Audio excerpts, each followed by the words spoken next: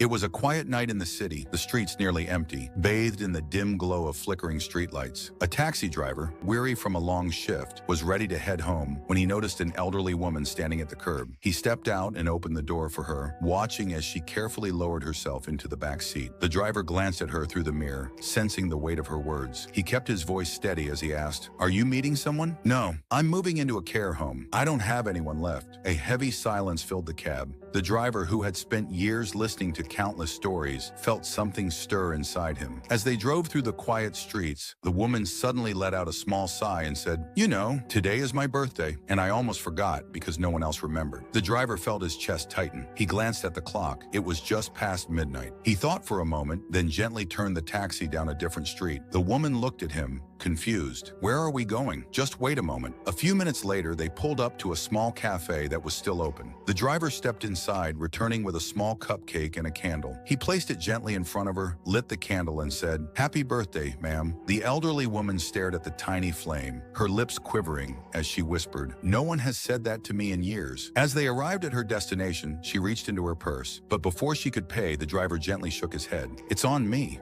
For a moment, she just looked at him, her eyes glistening. Then placing her frail hand over his, she whispered, "Thank you, son. You have a kind heart." He sat in his car for a moment, watching the doors close before letting out a deep breath. That night, as he returned home, he hugged his children a little tighter, held his wife a little longer, and sat at the dinner table with a new realization. Life isn't just about making a living. It's about making a difference. And in that moment, he understood. Kindness doesn't just change those who receive it. It transforms those who give it too.